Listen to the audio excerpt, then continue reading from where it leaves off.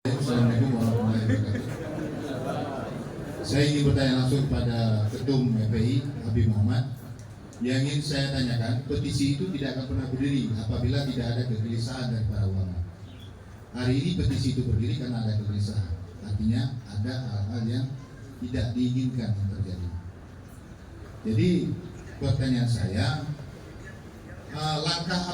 langkah konkret apa saat ini yang harus dilakukan oleh tokoh Aceh ataupun ulama Aceh sehingga syariat Islam di Aceh maksimal dilaksanakan dalam bingkai mazhab Imam Syafi'i, terutama masalah pajak tahun depan naik 12%, karena di dalam syariat Islam pajak itu diharamkan, pemungut pajak kekal di neraka. Berarti yang membayar pajak juga ikut dalam seperti yang Habib Hanif katakan, mensukseskan pajak juga. Itu gimana? Jadi langkah apa? Karena kondisi hari ini tokoh Aceh ataupun para ulama Aceh tarik ulur nih dengan pusat dalam penerapan syariat Islam. Jadi langkah konkret apa saat ini yang harus dilakukan? Terima kasih. Assalamualaikum warahmatullahi wabarakatuh. Terima kasih Bang Riki. Berarti Bang Riki lebih fokus pada pajak ya, pada pajak turun zakat. Kita ada baitul mal di Aceh gitu ya. Ada baitul mal di Aceh. Baik, selanjutnya tadi Badil. Mana minyak mana? Ini. Oh ini deh. Boleh juga. Ruhai deh. Baik, assalamualaikum warahmatullahi wabarakatuh. Nama saya Nur Yunus. Mungkin bertanya agak melenceng sedikit. Mohon maaf, Habib. Yang pertama saya mengutip dari kata Habib tadi, Islamisasi, ya, bagaimana kita membuat Islam pada negara yang bukan Islam. Tentu di Aceh ada leg spesialis, birokrat, leg generalis. Bagaimana model yang kita ciptakan, role model untuk Indonesia Aceh ini, penerapan cara Islam, lahirnya sebuah undang-undang yang Islami dalam negara yang bukan Islam. Contohnya saja, faman lam yahkum bima anzalallah fa ulaika humul kafirun dan sebagainya.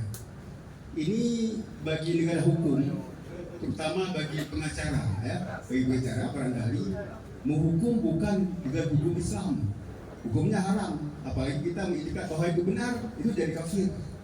Bagaimana caranya penerapannya? Sumber hukum Islam itu berdasarkan dari Al-Quran, hadis, ijma, qiyas yang dijadikan sebagai fatwa. Sedangkan hukum negara itu bersumber dari Pancasila. Walaupun sidang pertama itu ada kemenangan bangsa, tapi kalau dalam implementasinya itu banyak yang bertentangan.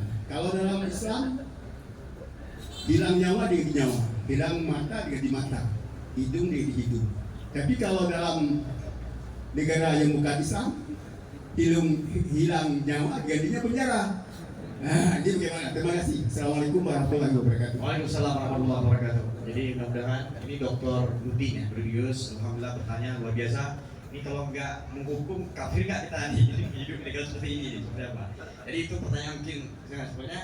Kemudian nih kita satu lagi nih, tadi kepada Badi ini luar biasa.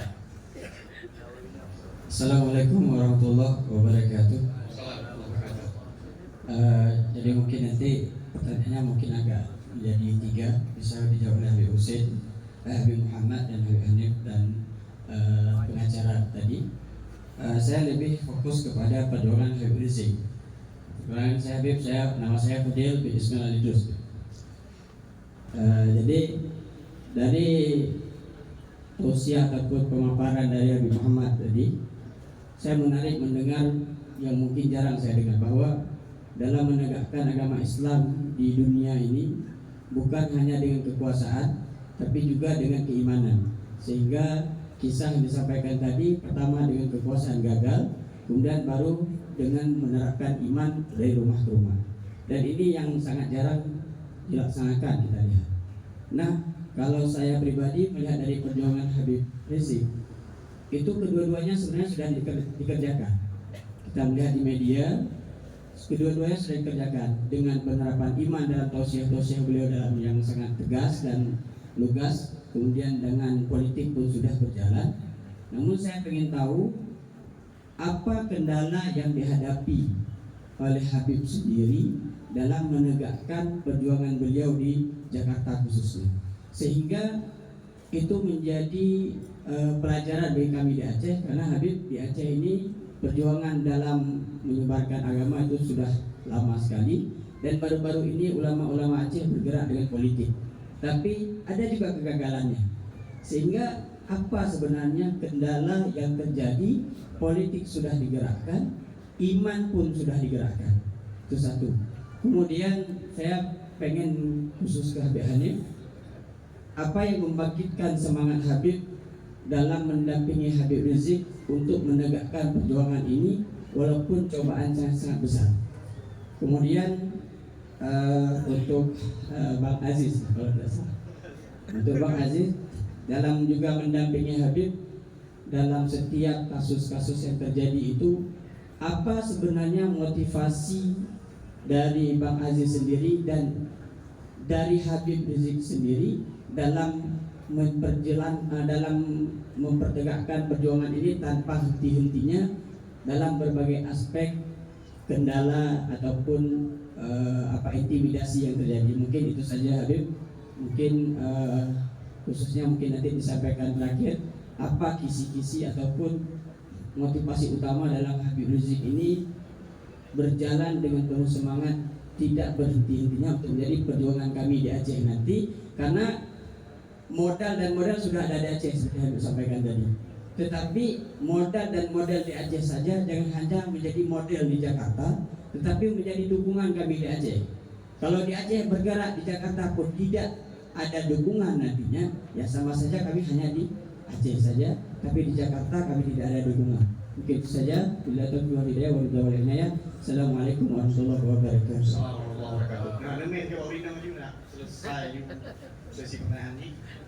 Rinang yang dibuat, orang yang dibuat dalam Rinang. Kalau kita sama Rinang.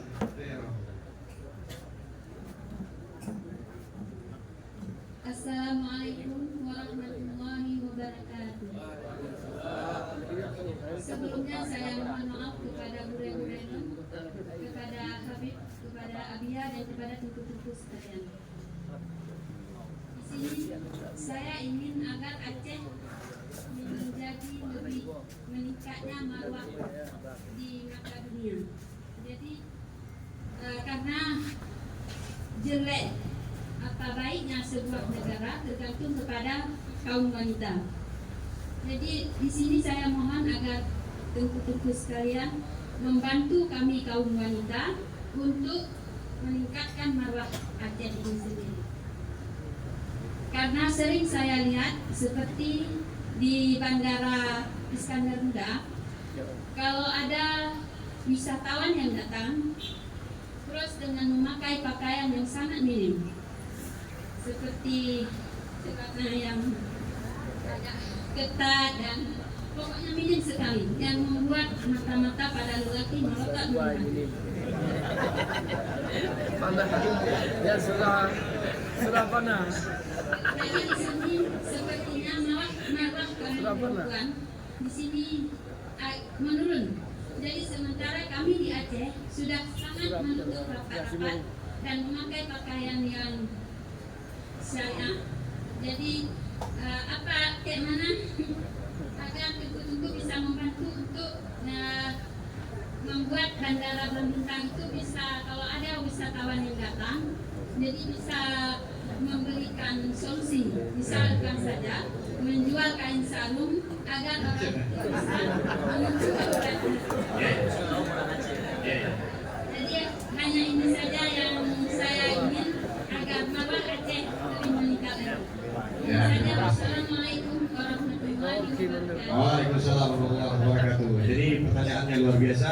Maksud beliau mungkin pertanyaannya bahwa apakah mungkin Aceh ada keseragaman khusus bagi perempuan, standarnya seperti apa ke depannya, sehingga itu akan menjamin bahwa wanita-wanita Aceh akan terjaga marwahnya insyaallah.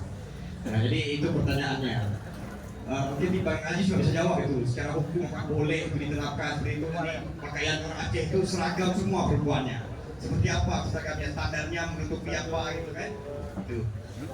Ciloto Rinang, satu lagi perempuan, ada nggak satu lagi? Biar adil, ada.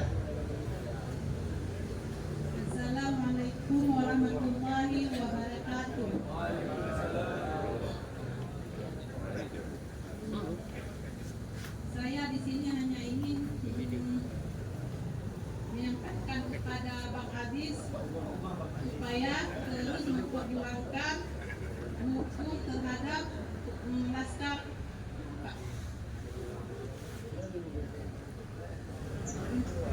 Oh ini. Saya di sini hanya ingin kepada Bang Aziz untuk memperjuangkan hak-hak kilometer 50 yang telah terjadi kepada 6 syuhada. Allahu Akbar. Allah. Kami sangat tidak ingin orang-orang itu bebas. Kami ingin orang itu segera ditangkap. Saya kira kami mengambil sekali di begitu ini, ya Allah. Tidak ada apa. Assalamualaikum warahmatullahi wabarakatuh. Alhamdulillah, berarti beliau lebih kepada pesan khusus, tugas khusus pada Bang Aziz ini ya, dan kawan-kawan insya Allah. Jadi mungkin langsung kita bersingkat untuk menjawab pertanyaan pada hari ini. Selamat datang Bu Jim, salah satu dewan guru di Kupinagro. Alhamdulillah. Ini guru tauhid ini. Jadi luar biasa. Dan langsung ini siapa yang mulai menjawab ini mungkin langsung dari Habib Muhammad mungkin untuk menjawab pertanyaan tadi. Boleh. Iya ya. Ya kita lihat Habib langsung.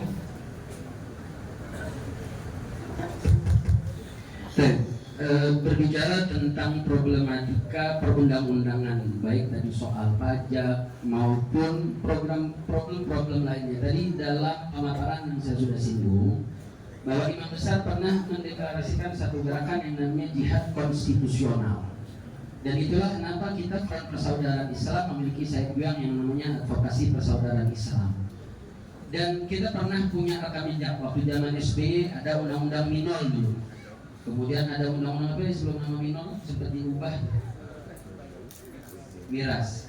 Nah artinya begini, kalau produk musuh menggunakan perundang-undangan, ada jalur konstitusi yang bisa kita jalani untuk kemudian kita melakukan perlawanan dengan judicial review, dengan melakukan upaya-upaya untuk bagaimana akar peraturan ini berdiri di atas dengan dasar undang-undang. Maka undang-undang itu kita perjuangkan, dan ini merupakan mekanisme yang sudah sejak dulu kita lakukan. Artinya kita buat tim seperti kemarin masalah omnibus law, kemudian berbagai macam problem-problem perundang-undangan, kita bentuk tim pelajari celah-celah daripada perundang-undangan yang memang undang-undang ini nggak sesuai dengan nilai-nilai Pancasila, nggak sesuai dengan kesejahteraan. Artinya kemudian kita lawan. Artinya langkah konkret yang harus ini tim-tim hukum mereka harus bekerja, mereka harus kemudian melakukan kajian-kajian dan judicial review terhadap undang-undang yang diterapkan tersebut. Artinya perlu ada langkah konkret berupa melakukan perlawanan perundang-undangan. Ini namanya sifat perlawanan bentuk kondisional. Nah yang kedua, bagaimana tadi, karena kita ini gerakan umat Islam selalu gerakan yang sifatnya kondisional. Ada masalah baru kita kerja, ada masalah baru kita mikir.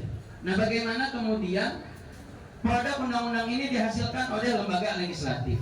Produk perundang-undangan ini diproduksi oleh beberapa kedudukan-kedudukan. Maka kita perlu ambil posisi-posisi tersebut untuk diisi oleh gerakan kita. Yang ketiga, usulan saya terhadap problematika perundang-undangan ya gerakan kemasyarakatan seperti bentuk petisi, kemudian dakwah-dakwah, kemudian gerakan-gerakan yang terus-menerus. Artinya ada undang-undang yang dicoba dicekoki kepada masyarakat, maka gerakan keumatan di bawah para tokohnya terus-menerus untuk mengedukasi.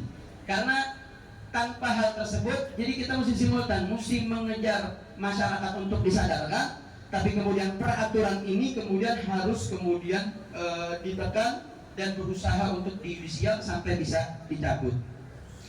Kemudian yang kedua, tadi bicara soal tadarruj di dalam penerapan hukum. Artinya apa yang saat ini kita mampu lakukan, lakukan. Mana yutrakul jul. Apa yang kita mampu kerjakan, kerjakan. Seorang pengacara dengan kapasitas kehukumnya, kerjakan yang bisa dilakukan. Artinya makanya kenapa kita Allah Subhanahu wa taala mengatakan yadullah ma'al jamaah, kekuatan Allah itu ada bersama kebersamaan. Sebenarnya yang mampu menuntaskan ini adalah pertolongan dari Allah Subhanahu wa taala. FPI dari dulu dibentuk, dibangun itu karena berdasarkan keikhlasan, berjalan seiring sejalan dengan keikhlasan tersebut terbentuk gerakan-gerakan yang kemudian muncul gerakan-gerakan tersebut mendapatkan jalan-jalan dari Allah Subhanahu wa taala. Artinya Allah Subhanahu wa taala memerintahkan wasyawirhum fil amr. Kau bermusyawarahlah dalam sebuah perkara. Tapi kemudian Allah mengatakan fa idza azamta fatawakkal 'ala Allah. Kalau kau sudah bersungguh-sungguh, kau sudah musyawarah, kau sudah berupaya, habis itu tawakal kepada Allah. Kemudian di akhir menariknya Allah mengatakan innallaha yuhibbul mutawakkilin. Kalau secara muqtadal hal harusnya innallaha yuhibbul mutasyawirin. Allah perintahkan musyawarah, tapi kemudian ditutup oleh Allah innallaha yuhibbul mutawakkilin. Bukan yuhibbul mutasyawirin. Artinya kau jangan ngandelin soal musyawarahmu, kau jangan mengandalkan soal kapasitasmu, tapi kita berusaha, kita seapik mungkin merancang sebuah gerakan, tapi tetap mengandalkan kemenangan adalah di tangan Allah Subhanahu wa taala. Yang Allah minta bukan kita menang kok. Yang Allah minta mana perjuanganmu? Ini ada kemaksiatan apa yang kau sudah berbuat? Ini ada kemungkaran apa yang kau sudah kerjakan? Allah nggak minta kita menang, sudah. Masalah menang kita rasain di zaman kita, atau di zaman anak kita, atau di zaman cucu kita, itu bukan kewajiban kita. Kemenangan itu bonus dari Allah. Tapi yang menjadi kewajiban dan tanggung jawab di atas pundak kita, berjuang. Apa yang kita bisa mampu? Judicial review. Kita bisa demo. Kita bisa melakukan gerakan di atas mimbar, hantam di atas mimbar. Kita bisa pakai kajian, hantam dengan kajian. Semua langkah lakukan, jalani. Saya ingat tuh gerakan 212 kenapa bisa besar? Itu dimulai dari demo 6 laskar, saudara. Setiap hari Jumat anak-anak laskar DKI Jakarta tiap hari. Cuman ada 6 laskar imam besar tiap hari demo. Ustaz-ustaz FPI tiap Jumat. Nggak ada dulu yang peduli masalah Ahok, saudara.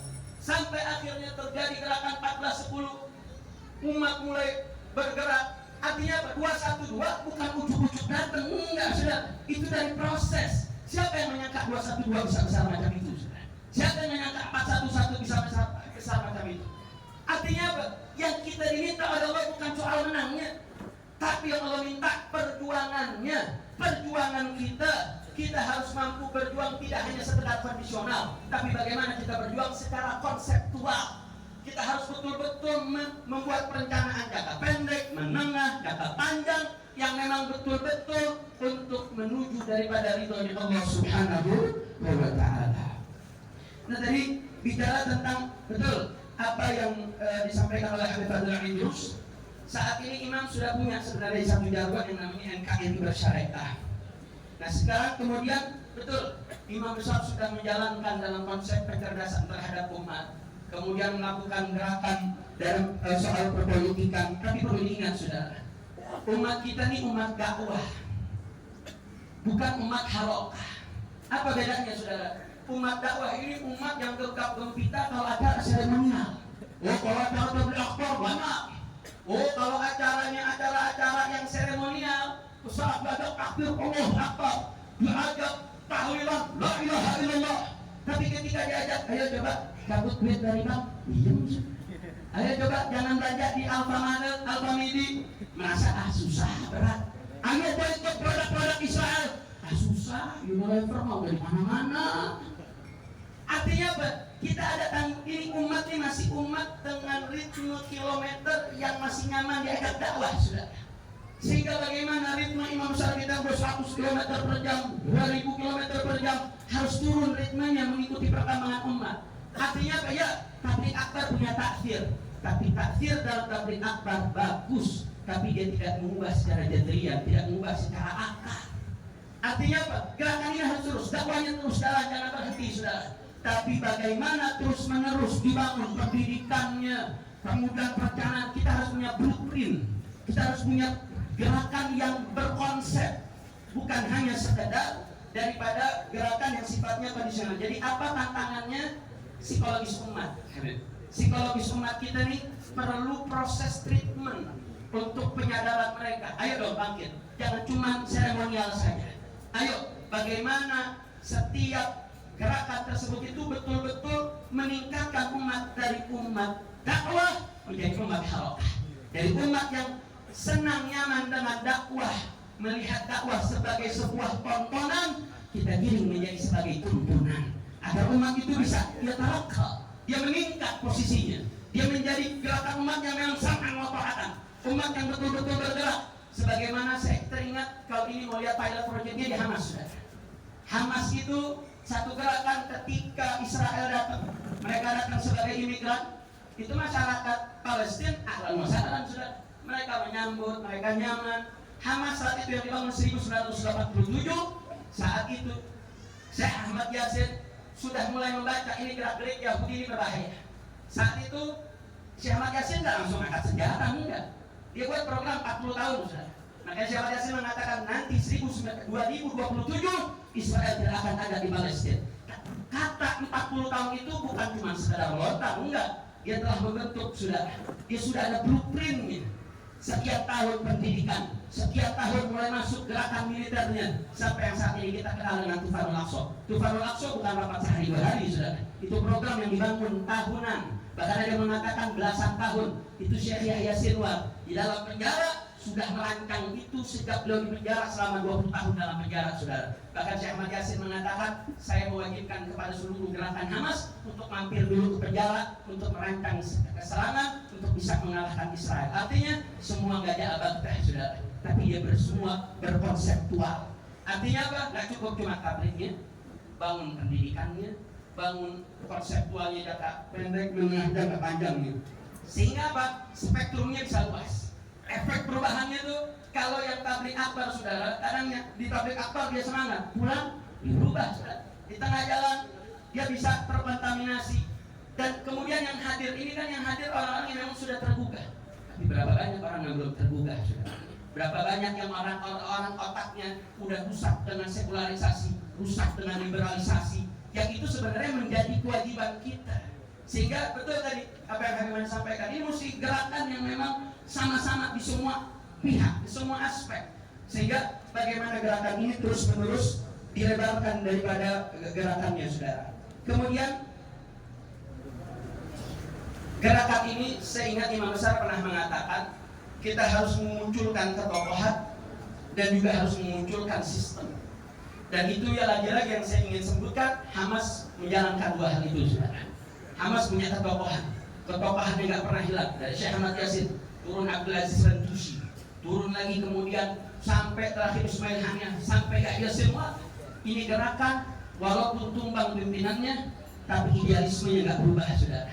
Perakannya makin hari makin luar biasa. Bahkan Hamas bisa menggoncangkan dunia dengan Tufanul Aqsa-nya. Lagi-lagi itu tidak kondisional, tapi itu konseptual yang dibangun dengan pendidikan, bukan hanya sekadar membangun dengan konteks yang hanya hal-hal yang sederhana, saudara. Tadi mengingat ini Aceh marwahnya tergadaikan, misalkan ada tulis-tulis. Saya menarik saudara, saya sering lihat video-video short. Ada gerakan di Eropa, mereka datang, mereka nggak ngomelin, mereka nggak mendiskreditkan, mereka datang, mereka bawa kerudungan, mereka bawa gamis, mereka bawa kaca, mereka kasihkan seperti testimoni sosial. Bule-bule itu dipakein kerudung, bule-bule itu dipakein daripada baju-baju. Kemudian dilihatkan, mereka merasa itu jadi masuk dari sisi fashionnya. Nggak usah bicara halal haram, mereka beda agama, saudara. Artinya ini bisa jadi satu radang medan juang dakwah. Bisa ada kerjasama dengan lembaga-lembaga fashion untuk kemudian nanti itu bagian dari endorse mereka di media-media sosial mereka. Jadi di bandara minta perizinan, ada stand khusus, ada pula yang pakaiannya terbuka, bilang kami mau rekam, pakaikan kerudung, pakaikan gamis. Itu seakan-akan kita minta, lu jangan belanja, ini negeri Aceh. Tapi kita pakai bahasanya beda. Pakai, ini cantik nih, ini pemandangan Anda bagus nih. Kalau modalnya berat, kerjasama sudah sama yang baju-bajunya, yang punya toko-toko gamis, yang punya toko-toko baju. Artinya itu pendekatan dakwah secara persuasif. Nah kemudian kalau memang bisa, itu dilembagakan dalam perundang-undangan. Bagaimana mungkin bisa masuk dalam perda, bisa diusulkan entah ke bupati kah, atau itu ke gubernur kah, untuk kayak misalkan di Al-Azhar dulu, orang kalau mau masuk masjid Al-Azhar dia mesti pakai baju kudung, dia ada kewajiban tuh.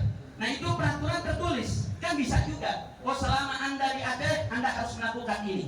Nah kalau dia bisa pakai undang-undang, dia bakal ikut, suka tidak suka, mau tidak mau, karena ada peraturan. Artinya tadi usul saya bisa ada dua jalan, bisa jalan dengan tadi dalam bentuk dakwah, bisa juga dalam satu peraturan.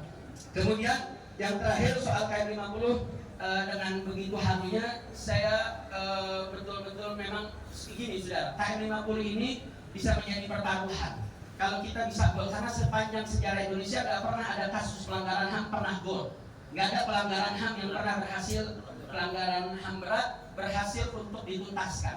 Maka kalau ini kemudian disuarakan di seluruh provinsi, artinya saya ingin juga bukan hanya meminta ke pusat, tapi bagaimana dibuat gerakan-gerakan. Di Aceh ini misalkan kelompok ibu-ibu datang ke gubernur atau datang ke Kapolda, kemudian divideokan, kami minta pengusutan tuntas KM 50 untuk segera. Jadi gerakan itu tidak hanya digerakkan hanya dalam bentuk gerakan organisasi saja, tapi kumpulkan, ada gerakan anak-anak, karena dalam proses KM 50 itu ada korbannya perempuan, ada korbannya anak-anak. Artinya bagaimana gerakan penuntutan kasus KM 50 itu ada di semua daerah. Karena kalau kita berhasil untuk mengungkapkan itu bisa jadi trigger pintu masuk kita. Segala pelanggaran HAM berat yang pernah terjadi di Aceh itu bisa menjadi upaya juga lanjutan yang akan kita bisa perjuangkan. Wallahu a'lam.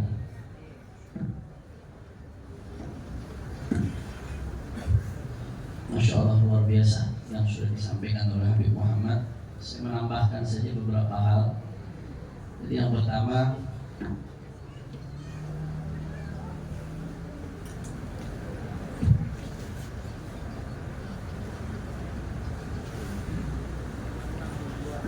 pertanyaan dari Dr. Nurdin. Beliau pengacara juga, Masya Allah, beliau panjang umur sehat walafiat. Amin. Pertanyaannya luar biasa, tajam, fokus pertanyaannya.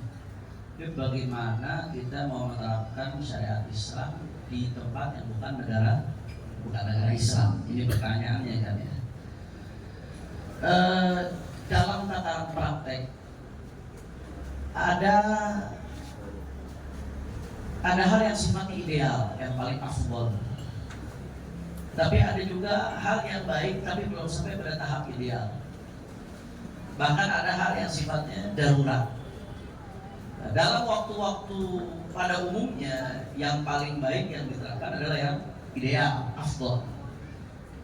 Tapi ada kalanya ketika kita nggak bisa sampai pada titik ideal, tidak memungkinkan setelah berjuang berusaha dengan realita yang ada, setidak-tidaknya kalau kita belum bisa melakukan afdol, fala tatrukil fadil, maka jangan tinggalkan yang baik.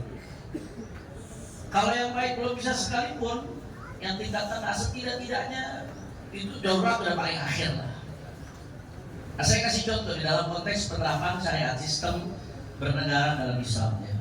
Kita kalau bicara ideal di fikih ya, kita bicara ideal di fikih. Kalau kita buka fikih baik di mazhab Syafi'i ya, atau di kitab-kitab siasat syariah seperti Al-Ahkam Sultaniyah dan berbagai kitab-kitab siasat syariah lainnya, itu yang namanya dalam tataran ideal harusnya di dalam satu dunia ada satu pemimpin Islam yang disebut apa? Khalifah. Itu kalau bicara tataran ideal. Bahkan kalau kita baca kitab-kitab fikih klasik, banyak yang mengatakan kalau ada negara-negara lain yang memisahkan diri dari khalifah itu dianggap pemberontak. Bukan. Ini kita bicara tataran ideal. Dan itu berlangsung sekian lama. Mulai dari Khulafaur Rasyidin, dilanjutkan oleh dinasti Bani Umayyah dengan segala kelebihan dan kekurangannya, dinasti Bani Abbas, kemudian dinasti sampai ke dinasti Utsmaniyah yang terakhir, Khilafah Utsmaniyah sampai terakhir. Nah itu kita bicara tataran ideal. Tapi ketika dinasti atau Khilafah Utsmaniyah runtuh, ketika itu umat Islam kehilangan kepemimpinan global. Akhirnya apa yang dilakukan? Apakah kemudian ulama putus asa, pasrah, menyerah? Enggak, ternyata ada seorang ulama namanya Abdul Razak As-Sanbuli. Itu dia nulis satu disertasi di Sorbonne ya, di Sorbonne Prancis. Dia ulama Islam tulis disertasi di Sorbonne Prancis yang dia mengusung konsep khilafah nakisah. Apa itu khilafah nakisah? Kata beliau, ketika khilafah secara ideal nggak bisa diterapkan, Indonesia umat Islam di bawah satu pimpinan global dunia nggak mungkin. Ketika negara udah berpecah-pecah, jangankan untuk menghilangkan batasan-batasan teritorial, jangankan untuk menghilangkan batasan-batasan politik dan lain sebagainya. Kadang-kadang gara-gara satu pulau aja bisa perang nggak selesai-selesai. Gara-gara satu wilayah aja bisa perang nggak selesai-selesai. Apalagi ngilangin sekat sedunia, ini nggak gampang. Tapi insya Allah itu akan terjadi di zaman Imam Mahdi. Insya Allah mudah-mudahan kita ditakdirkan termasuk pasukan Imam Mahdi. Tapi ketika itu belum mungkin terjadi, maka bukan berarti kita berlepas sama sekali terhadap sistem yang bisa mengkoneksikan antara umat Islam. Kata beliau, kalau kita belum bisa melakukan khilafah tamah, maka ada namanya khilafah naqisah. Apa itu khilafah naqisah? Negara-negara tetap dengan yang ada saat ini, dengan wilayah teritorial yang ada, tapi ada hubungan yang mengaitkan antara negara-negara umat Islam. Contoh, kalau Eropa bisa kerjasama dengan mata uang mereka punya euro, mata uang bersama. Kenapa negara-negara mayoritas muslim nggak bisa punya mata uang bersama? Kalau mereka punya fakta pertahanan bersama yang namanya NATO, kenapa negara-negara Islam nggak punya fakta pertahanan bersama?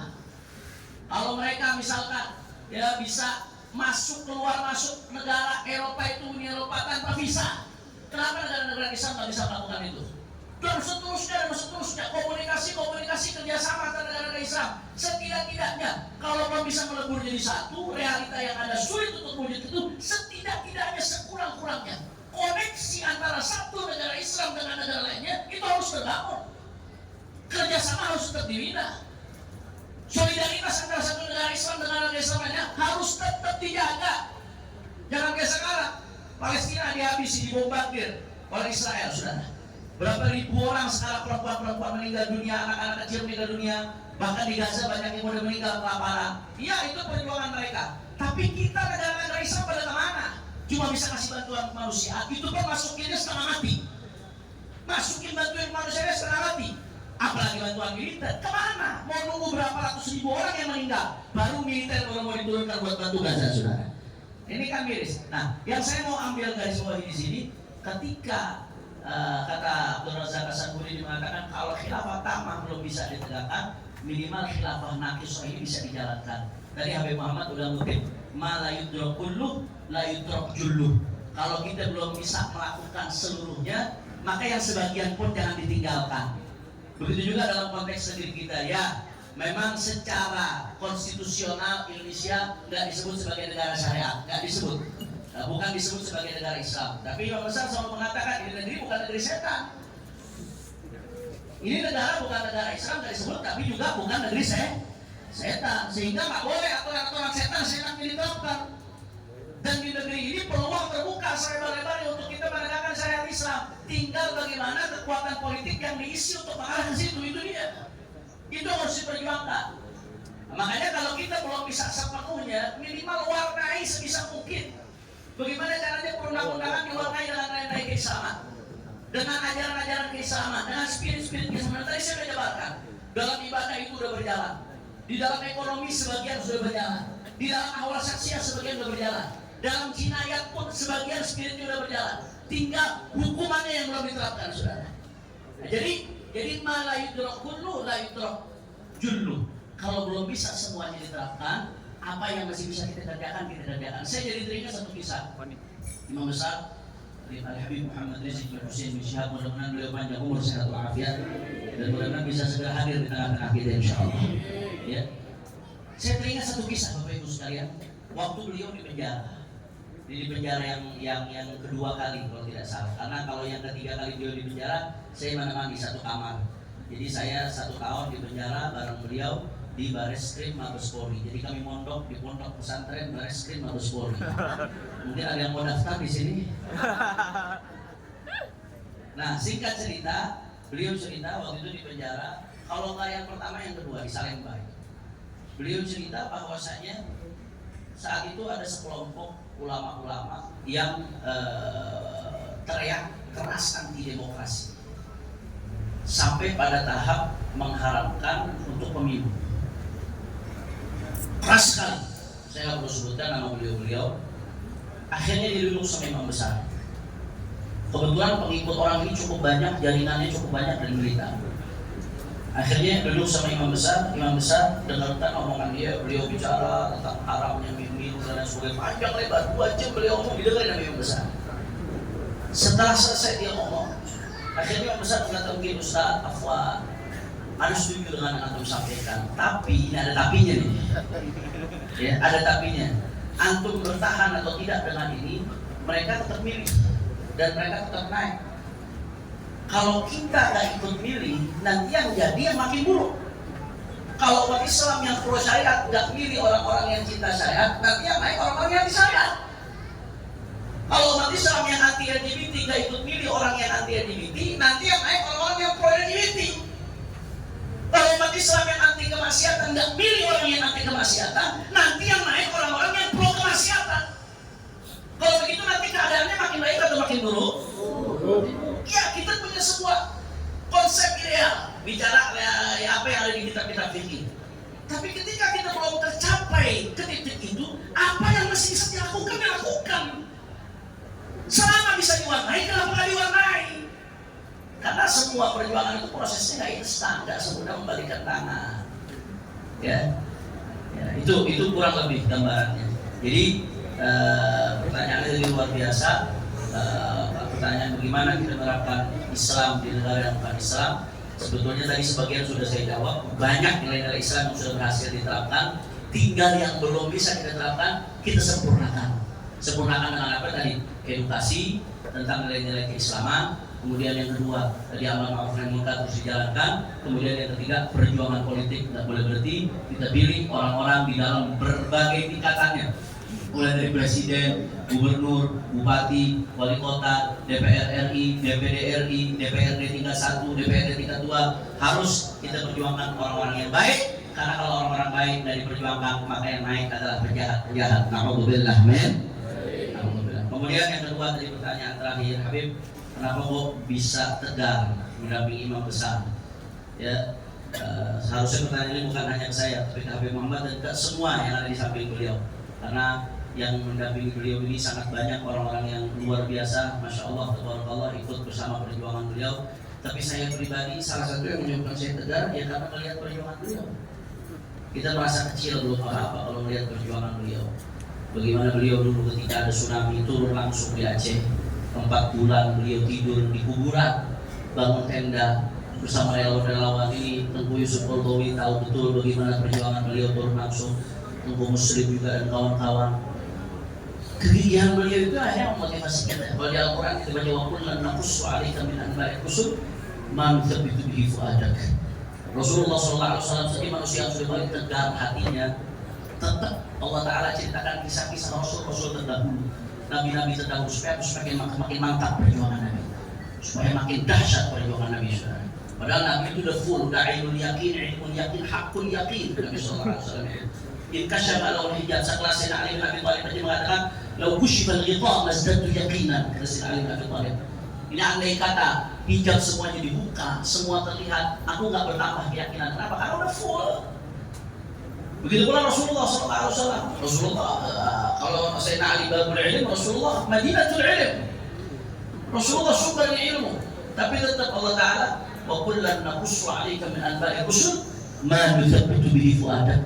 Allah ceritakan kisah-kisah para Rasul, para Nabi untuk lebih memantapkan lagi hati baginda Nabi besar Muhammad Sallallahu Alaihi Wasallam, membuat beliau tegar. Jadi kalau tanya apa yang Bapak tadi, melihat beliau sendiri bagaimana perjuangannya, ya keluar masuk penjara, diboikot, difitnah. Anda bayangkan, ya 212 nama beliau lagi di atas bisa mengumpulkan 7 juta orang di satu titik dengan damai, tertib, rumput nggak keinjak. Itu luar biasa, lirik dunia pada saat itu, saudara. Tapi seketika itu namanya dihancurkan dengan fitnah jet set, saudara. Dicaci maki habis, dihina-hina, difitnah luar biasa. Beliau tetap tegar, nggak menunjukkan bagaimana ngedor, nggak menunjukkan kendor dalam perjuangan, terus nggak mundur selangkah pun, saudara. Ya Allah, saya bayangkan kalau orang-orang yang kurang-kurang kuat lagi di atas-atasnya seperti itu difitnah, dihancurkan sedemikian rupa, itu bisa gila kalau nggak kuat, saudara. Kalau nggak kuat bisa gila, si-Indonesia dipertontonkan, si-Indonesia difitnah. Bahkan sampai ulama-ulama itu ada didatangkan oleh intelijen hitam, diyakinkan ini benar loh yang terjadi di Indonesia, yang betul-betul melakukan itu dan lain sebagainya. Fitnahnya sistematis luar biasa, sudah nggak main-main. Dan saya ingat betul waktu beliau di penjara, waktu saya bersama beliau di penjara ketika itu di akhir-akhir 2010, akhir-akhir 2020 itu waktu yang luar biasa ketika imam besar pulang disambut umat luar biasa jutaan. Tapi setelah itu masya Allah tabarakallah terjadi pembunuhan terhadap 6 syuhada. Kemudian beliau di penjara FPI-nya dibubarkan, Front Pembela Islam saudara saat itu dibubarkan. Kemudian markas syariah berusaha digoyang, dirampas, rekening keluarga dan rekening pengurus FPI diblokir, saudara, dibekukan. Pengurus FPI banyak yang masuk penjara, saya termasuk masuk penjara saat itu. Kemudian Kiai Sobri Lubis dan kawan-kawan. Gak lama ada upaya terorisasi FPI lewat pintu Bang Haji Munarman yang beliau diterorisasi, difitnah, walaupun pada akhirnya ternyata nggak sampai melakukan tindakan terorisme dan lain sebagainya, nggak terbukti, sudah hanya menyembunyikan informasi katanya pada akhirnya dan lain sebagainya. Itu tahap-tahap yang kita berada pada titik nadir saat itu. Kita berada, jangankan orang pada sebagian orang ya, jangankan mau bela, nengok aja nggak berani.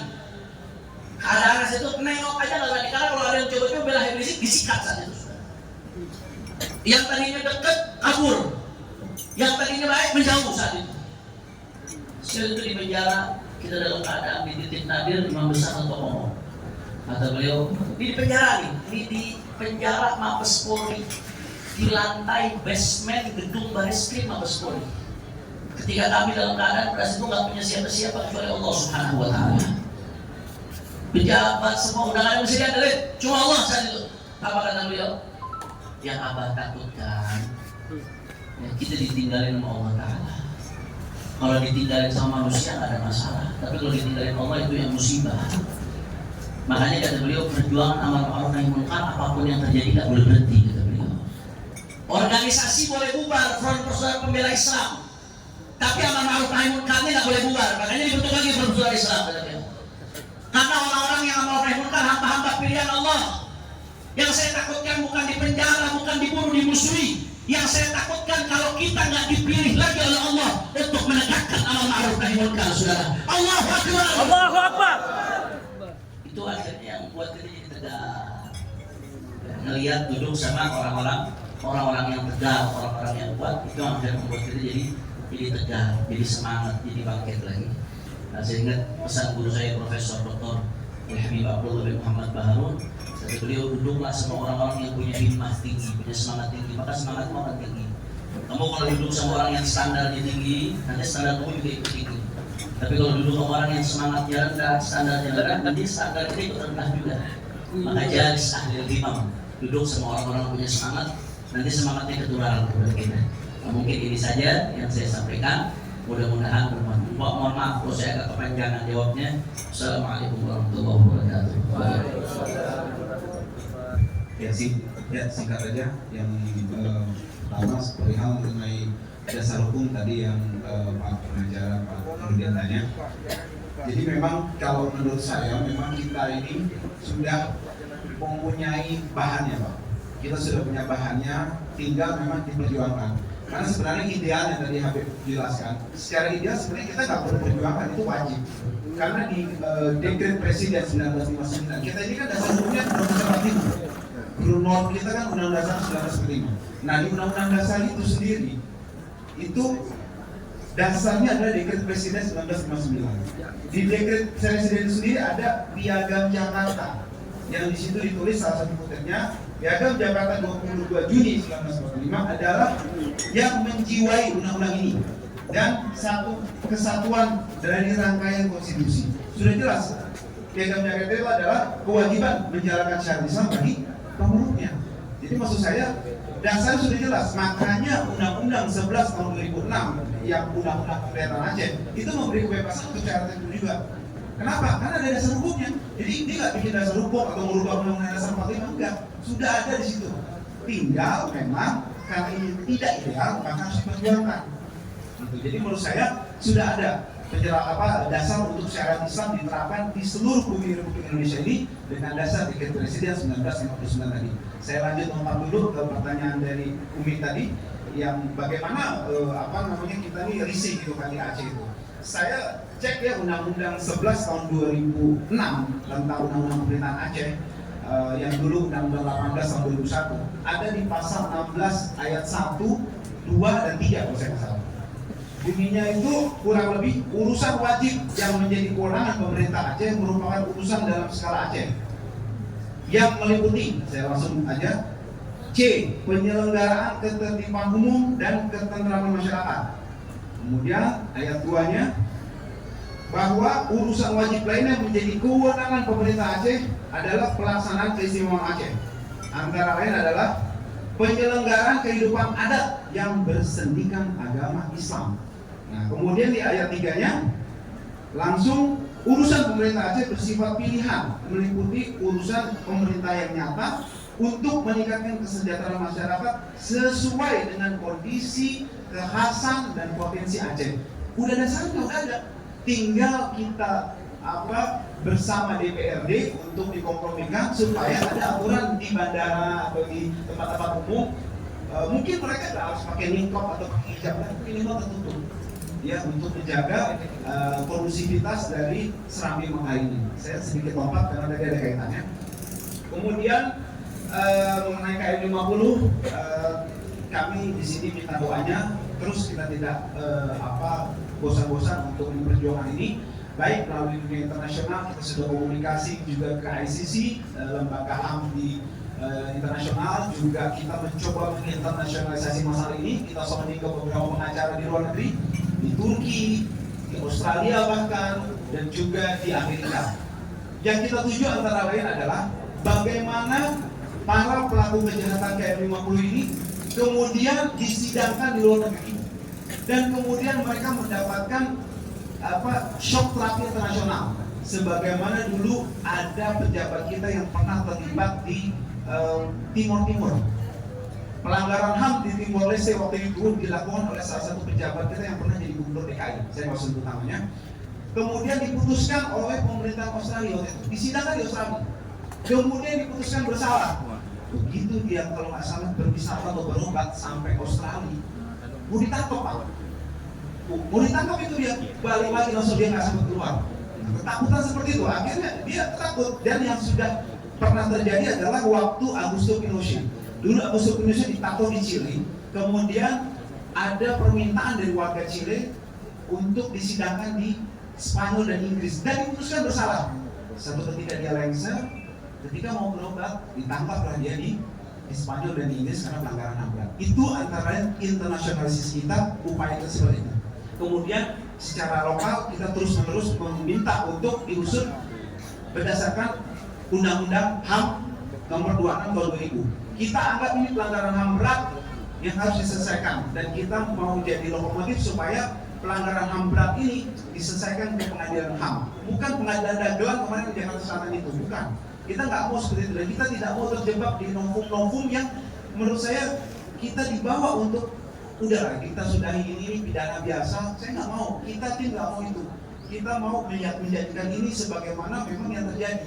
Ini adalah pelanggaran HAM berat, sistematis, ya, kemudian melibatkan aparat negara, ada upaya penyerangan paksa terhadap orang, semuanya memenuhi Undang-Undang 39 tahun 99 bahwa ini adalah pelanggaran HAM berat dan harus diselesaikan oleh Undang-Undang 26 tahun 2000. Dan ini memang tidak mudah, berbagai halangan kita hadapi, tapi kita tidak pernah putus harapan. Langsung saya ke pertanyaan Habib tadi, apa motivasinya? Motivasinya adalah saya pernah dengar hadis, tapi saya agak lupa bunyinya yang kurang lebih. Motivasinya itu cinta, Habib. Kalau kita cinta dengan sesuatu, maka kita akan memperjuangkannya. Dan kami dididik sejak dini bahwa kita harus mencintai kebenaran. Dan kebenaran itu akan meninggalkan orang-orang yang tidak memperjuangkannya. Jadi ketika kita diam terhadap kebenaran, maka kita menjadi setan bisu dan kita akan dijauhkan dari kebenaran itu. Yang kedua, lagi-lagi cinta juga. Habib Rizik, Tengku Muslim, ulama-ulama kita ini luar biasa, Masya Allah. Dan saya cinta terhadap mereka. Meskipun saya tidak beramal seperti mereka, saya berharap untuk bertemu mereka semua di surga. Demikian yang saya bisa sampaikan. Jawaban-jawabannya semoga dapat dipuaskan. Terima kasih. Assalamualaikum warahmatullahi wabarakatuh.